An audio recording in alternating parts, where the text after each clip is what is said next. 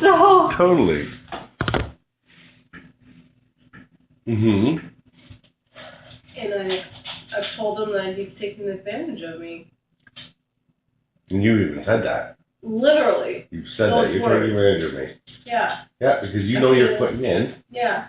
And you know that when it does come to something like love or affection or sex or whatever it is that is in that, that's in that gray area where how do you know if it's a transaction or not? You don't know because it's not, that stamp's 85 cents, here's 85 cents. Mm-hmm. It's not, I'm charging you for every time we have sex for this, or every time I give you a massage, I'm owed. And even, how do you even measure a massage? What if you decided, okay, I'm going to measure it in time? Mm-hmm. I gave you a 15-minute massage, I want a 15-minute massage. But then the 15-minute massage, maybe he's just doing for 15 minutes, but it sucks. Yeah. There's no experiment. Right, exactly, right? So then you're going, now how do you force somebody to put TLC into it? How do you say? You can't have backbone to say, because how can you describe to somebody how they're supposed to love you? All they know you want the massage, they know you gave them a 15-minute massage, even if they didn't quite know the exact amount of time. Mm-hmm. Maybe they can get the roundabout figure. As a matter of fact, why don't they just give? Why should you even have to start trying to figure out how to quantify love and affection? Do you remember when we first started and I would cry that you were giving me a massage and you did it on your own without me asking? Do you remember that? Jesus, no. I would bawl my eyes out because it's like, I'm not used to this. Like, I didn't ask for it and you're giving me an amazing massage just on your own.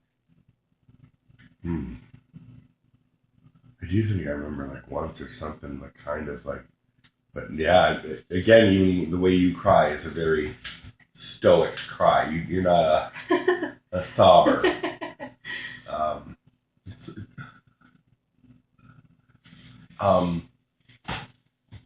Okay, and good. And guess what? We're doing that tonight. Surprise!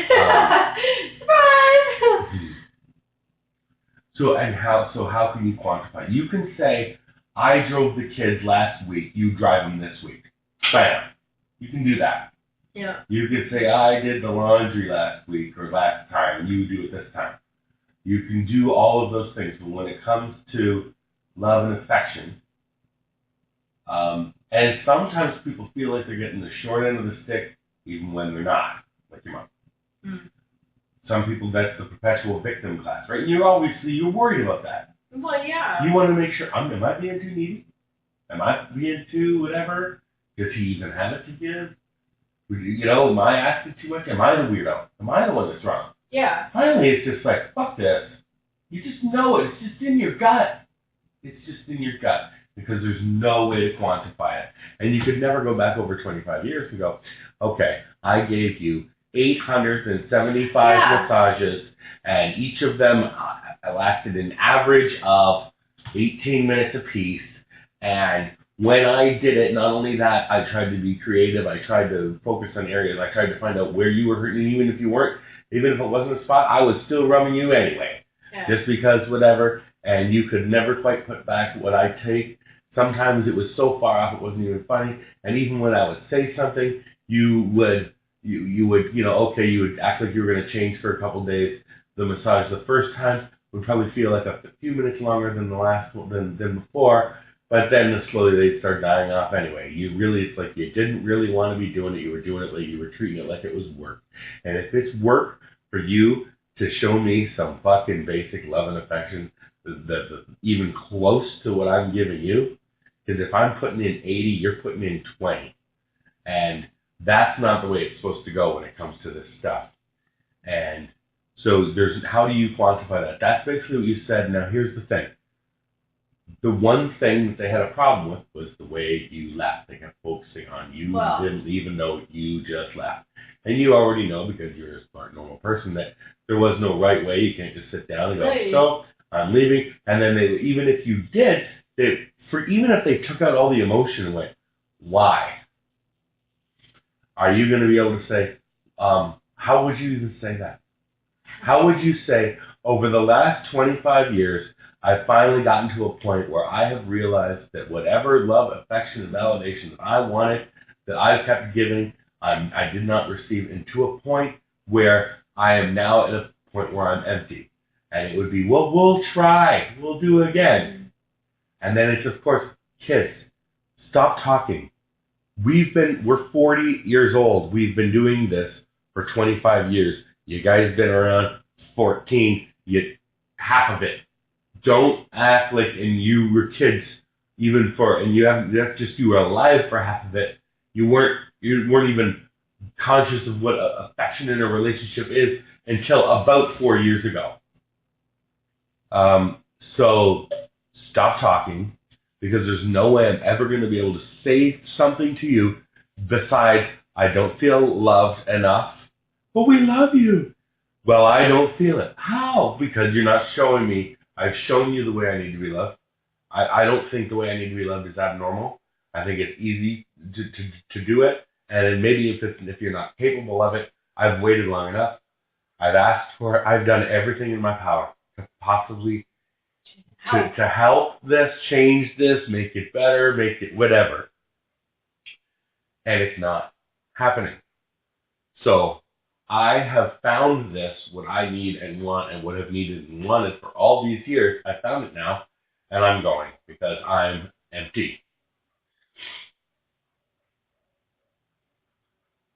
You don't realize it until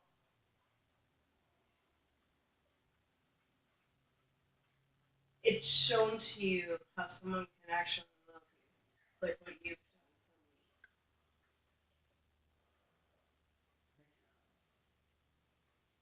Sweetie, say thank done you. for me. Yeah. Thank you for saying so, but yeah, you're welcome. Like, you've shown me so much love and compassion and just thinking of me all the time, and like, I don't take that for granted. I'm aware of everything that you do for me, and that's a lot. That's a lot. But I mean, we share in like the massages and talking. And it's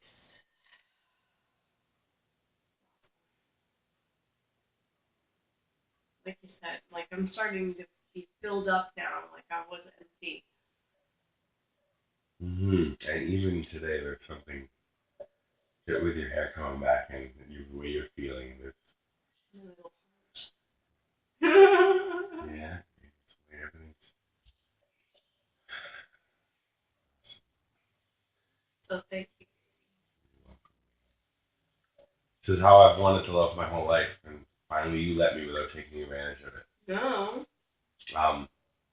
So back to, I think, with the original sort of question or idea or the thing, because you were saying it hurts when we talk about all this stuff, because I keep wondering, is this me? The only way you're truly going to be able to feel satisfaction with that, because first of all, I've tried to tell you a dozen times. Yeah, I know. That, right? I know. That you're, it's like when you went the cool guy. I was like, I said that to that woman at the interview today. When she told me you were the cool guy, she went.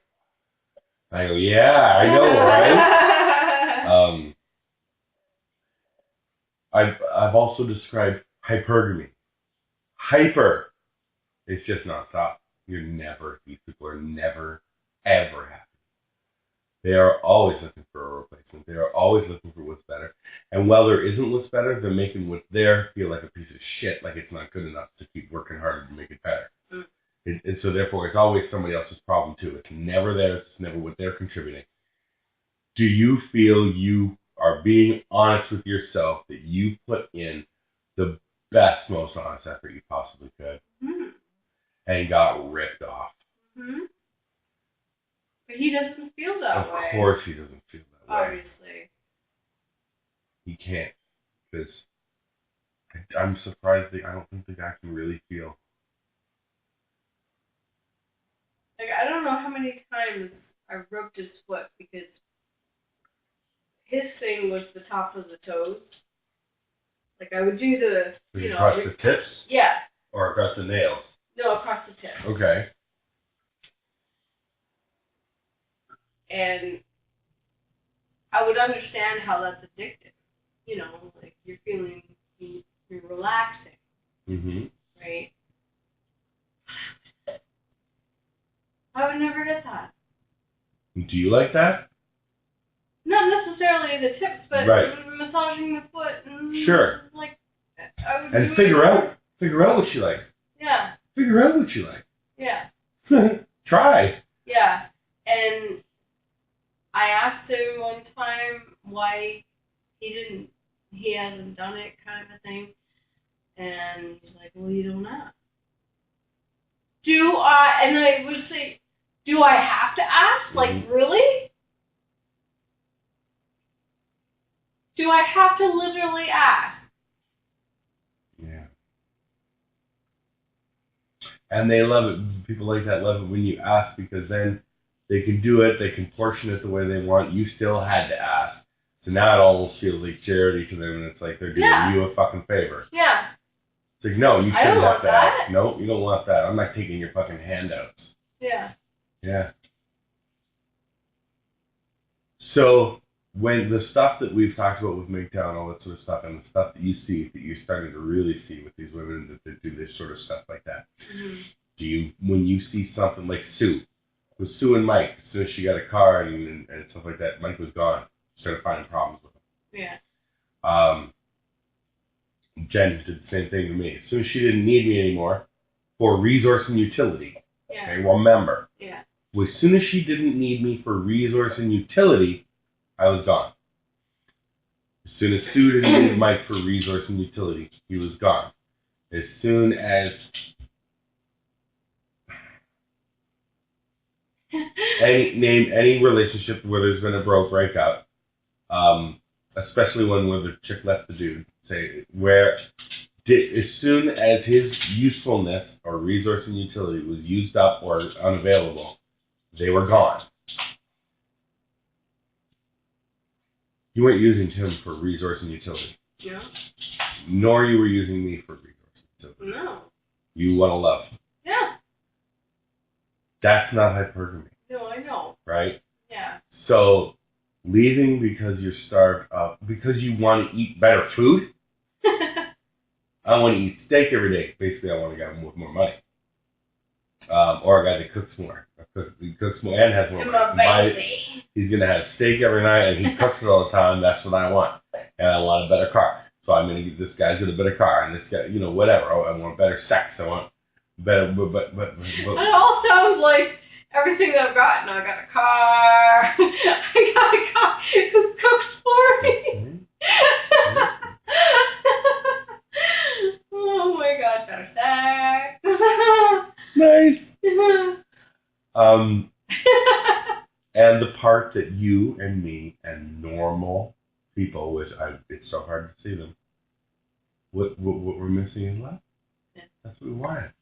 And it's something that can't be quantifiable, and it's something that can't be traded in, and it's something that is not a transaction. That's why it's impossible to quantify. It's impossible to really tell somebody.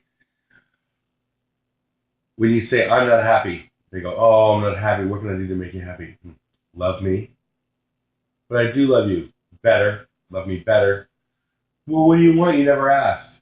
Yeah. I mean, it's just when someone is saying that, they're basically saying, you need to tell me what to do. And you can't do that with love. If I need to tell you what to do, then you're either stupid or disingenuous. And stupid as in if you have brain damage and you don't know what love is, or you have some sort of a disorder that you don't know how to do it, then that's one thing. And sorry, but I still don't want you. Or you're disingenuous. Like you're holding it back, you don't want to. It's just doing the bare minimum. And Tim is the type of guy, I think, in his life. He has been the bare minimum guy. He's a bare minimum guy. Mm-hmm. That's what I say, lack of passion. That's what it is. When you don't have passion, then you're a bare minimum guy. That's what you are.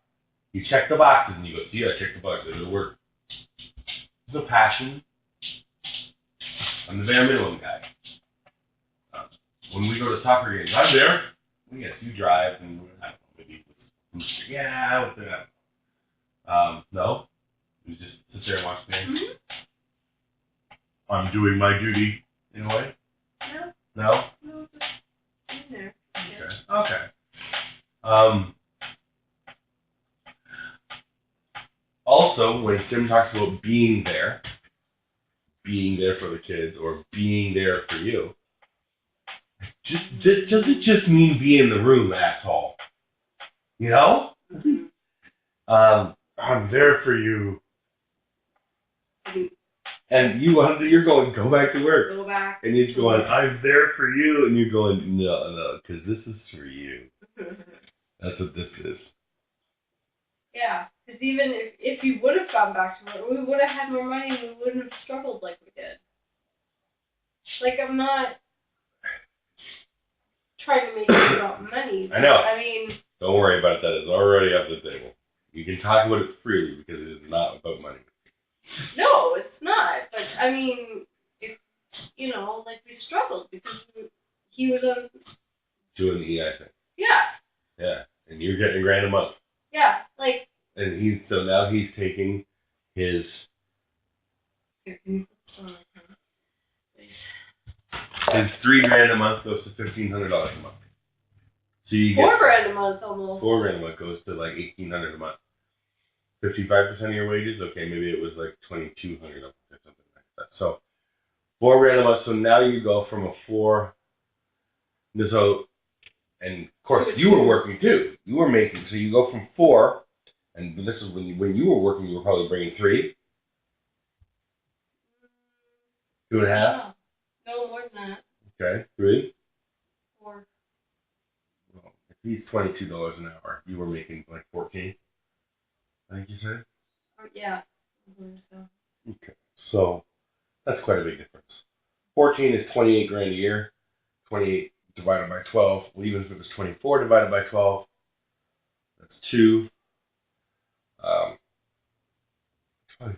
I think I'm being generous by thinking $3,000 a month. Well, he was bringing home. So a little. So $9.49 or something like that a week. Mm-hmm. Right. So times 4 weeks is almost 4.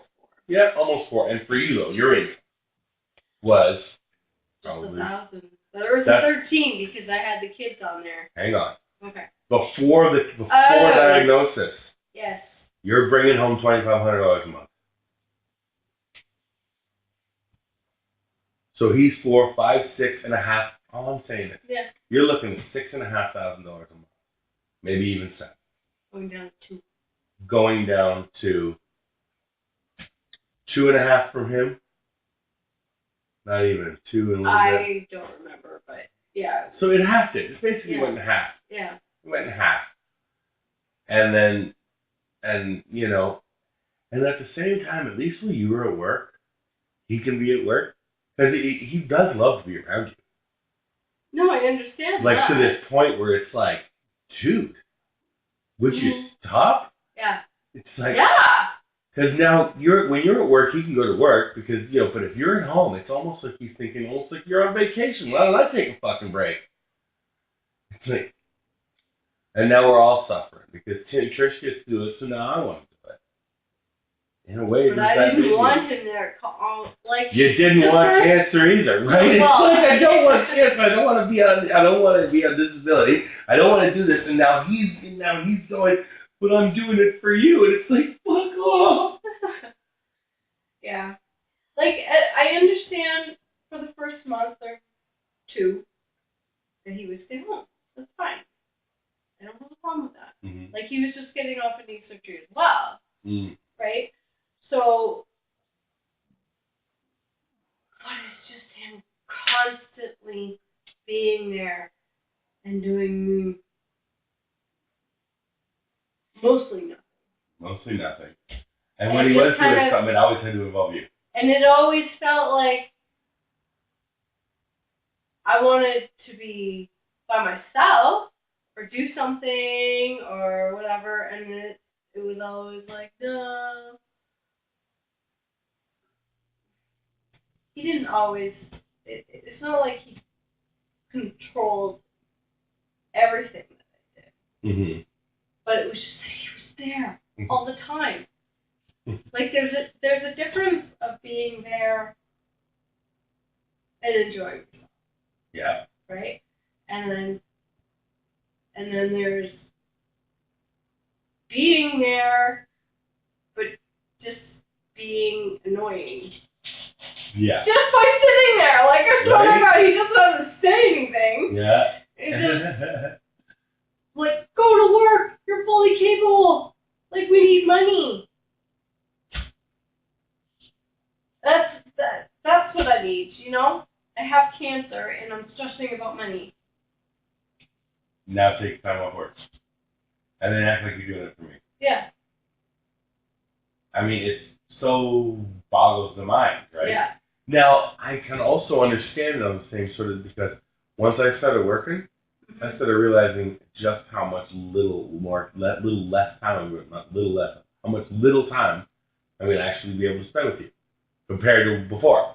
So then I get home at 3, and, you know, we're going to bed by 8:30, 9 o'clock. Mm-hmm. Plus, even when you get home at 3, it's not, by the time I get home it's 3:30 or even almost 4. And then, of course, there's shower time, there's all that sort of stuff. So really, it's not even till then you eat. Now it's finally like 7 o'clock, and it's like, okay, hi. Hi. How are you? Great. We have 2 hours together. Now we go to bed, and it's just like, whereas, you know, I can also understand too spending 24 hours a day. But we seem to do it okay. But I think we seem to do it fine. We did do it fine, and you know what? There's the difference. Is because of that love.